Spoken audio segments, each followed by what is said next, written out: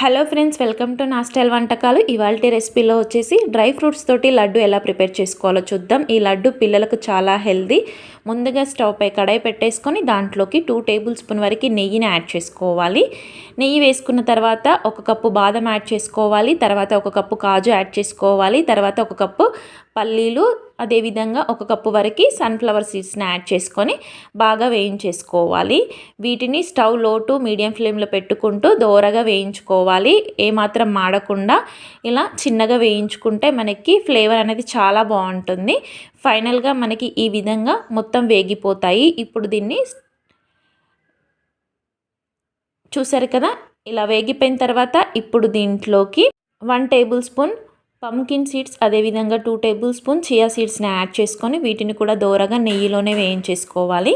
నెయ్యిలో వేయించుకోవడం వల్ల మనకి ఫ్లేవర్ అనేది చాలా బాగుంటుంది.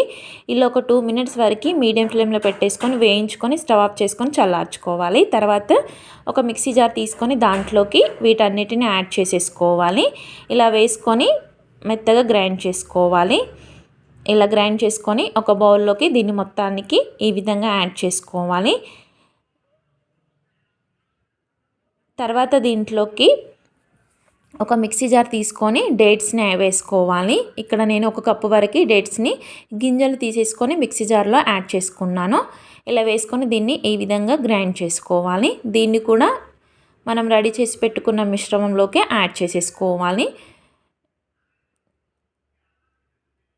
ఈ విధంగా దీంట్లోకి యాడ్ చేసేసుకొని దీన్ని ఇప్పుడు ఉండల్లాగా చుట్టేసుకోవాలి. బాగా మిక్స్ చేసుకోవాల్సి ఉంటుంది. ఈ పిండికి ఈ డేట్స్ మిశ్రమం అనేది పట్టాలి. అంతవరకు ఈ విధంగా మిక్స్ చేసుకుంటూ దీన్ని లడ్డులాగా చుట్టేసుకోవాలి.